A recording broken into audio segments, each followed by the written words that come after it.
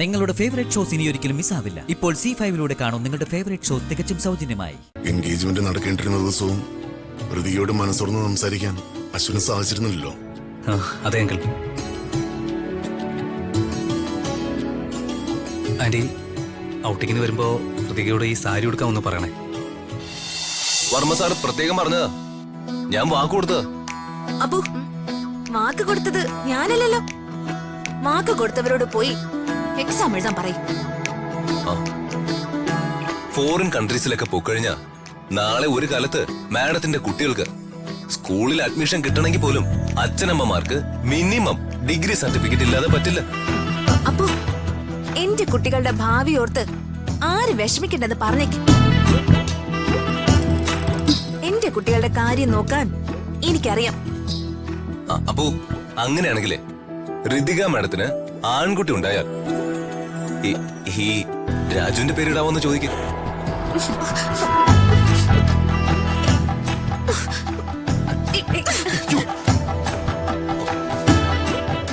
അപ്പു, ഞാൻ ചതിയന്മാരുടെ പേര് എന്റെ കുട്ടികൾക്ക് ഇടാൻ ഉദ്ദേശിച്ചിട്ടില്ല. ആ പേരുള്ള ആളുകളോട് മിണ്ടാൻ പോലും ഞാൻ എന്റെ കുട്ടികളെ കൊണ്ട് സമ്മതിപ്പിക്കില്ല.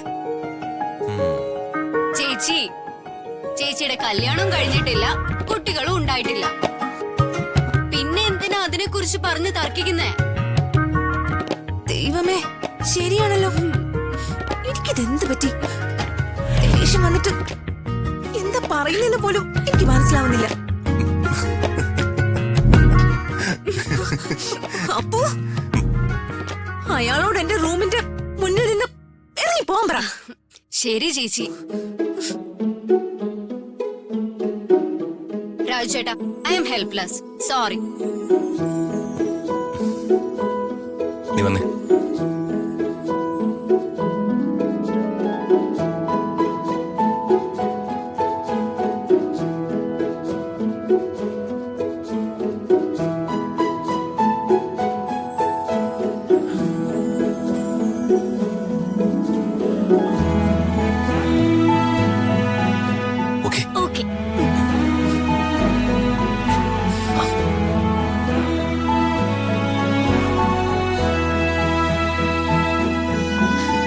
ചേച്ചി, വല്യച്ഛൻ ചേച്ചിയോട് ട്യൂഷന് പോവാൻ പറഞ്ഞു. ദേപ്പു, വെറുതെ നോണ പറയരുതേ.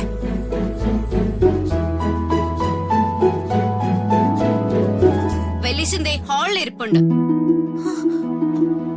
ചേച്ചിക്ക് സംശയം ഉണ്ടെങ്കിൽ വന്ന് ചോദിക്ക്. അയ്യോ, അച്ഛൻ ഹാളിലുണ്ടായിരുന്നോ? അപ്പോ ഞാൻ പറഞ്ഞതൊക്കെ അച്ഛൻ കേട്ടു കാണുമോ? കേട്ട് കാണോ? അറിയില്ല ചേച്ചി. ദൈവമേ, പ്രശ്നമാവൂലോ. അപ്പു, ഞാൻ ട്യൂഷന് പോവാം. പക്ഷെ എന്നോട് രാജു സംസാരിക്കാൻ പാടില്ല. സംസാരിക്കാതെ എങ്ങനെ ട്യൂഷൻ എടുക്കും? അതൊന്നും എനിക്കറിയില്ല. രാജു എന്നോട് സംസാരിക്കാൻ പാടില്ല, അത്രേ ഉള്ളൂ. ഈശ്വര, അങ്ങനെ യുദ്ധം അവസാനിച്ചു. ആ, മേഡം വരൂ. ബാബു,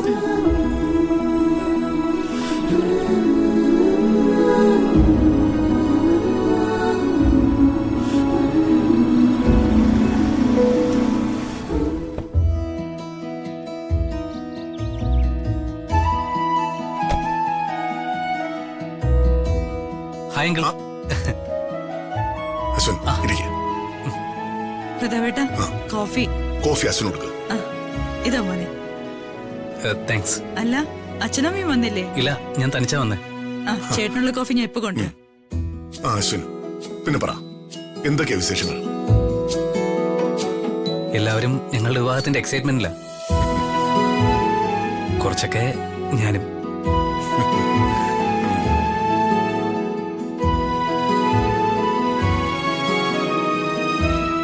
രാവിലെ തന്നെ എഴുന്നള്ളിട്ടുണ്ടല്ലോ ഭാവി മണവാളൻ. ഇവനൊന്നും വീട്ടിൽ വേറെ പണിയില്ലേ? അവളെ കാണാതെ അവനെ ഇരിപ്പുറയ്ക്കുന്നുണ്ടാവില്ല. ചേച്ചി, ദേ അശ്വിൻ ചേട്ടൻ.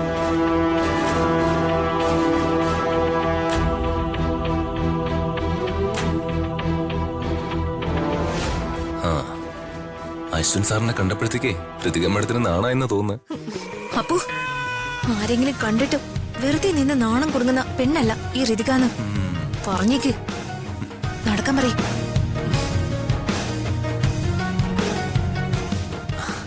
ഹായ്. ഹലോ. ഹായ് ഋതിക.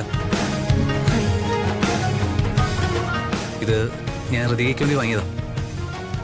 ഋതികയെ കാണാനും ഇത് തരാനുമാ ഞാൻ വന്നത്.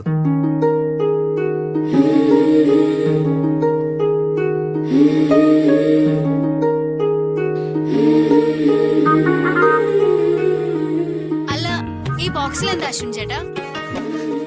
ഒരു സാരിയാണ്.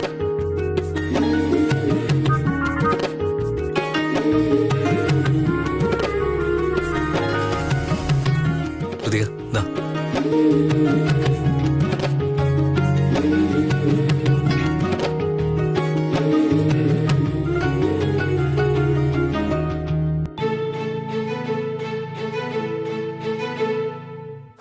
ഋതിക മേഡം അത് വാങ്ങിക്കേ.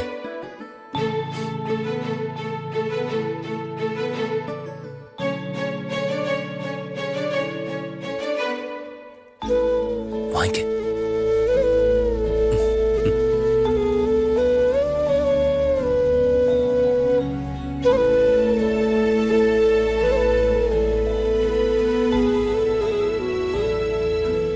ഋതിക എങ്ങോട്ടോ പോകാൻ പുറപ്പെട്ടാണെന്ന് തോന്നുന്നു.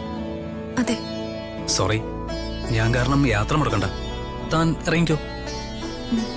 ശരി മേ, ഇതിന്റെ റൂമിലേക്ക് വെച്ചേക്ക്. ശരി മോളെ.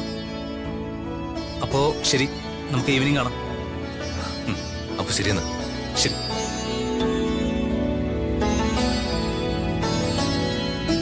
അങ്കിൾ, ഋതികയുമായിട്ട് ഞാൻ ഈവനിങ് ഒരു ഔട്ടിംഗ് പ്ലാൻ ചെയ്തിട്ടുണ്ട്.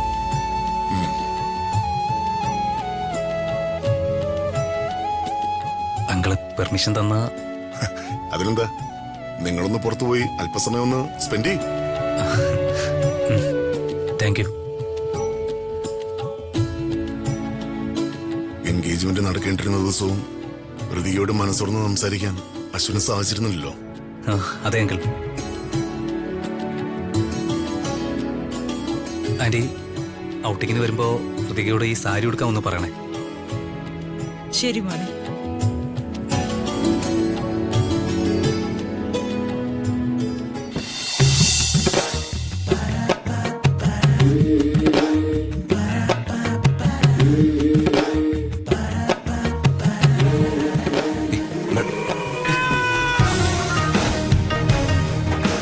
ഋതിക മേഡം എന്തിനാ ബാക്ക് സീറ്റിൽ കയറിയിരുന്നത്? Madam front സീറ്റിലല്ലേ ഇരിക്കാറ്? അതെ, വാ അടച്ചു വെച്ച് കാർ സ്റ്റാർട്ട് ചെയ്ത് മുന്നോട്ട് നോക്കി കാർ ഓടിക്കാൻ നോക്ക്. നല്ല ദേഷ്യമാണല്ലോ. ഡൗൺലോഡ് ചെയ്യൂ C5 ആപ്പ്. കാണൂ എല്ലാ എപ്പിസോഡുകളും സൗജന്യമായി.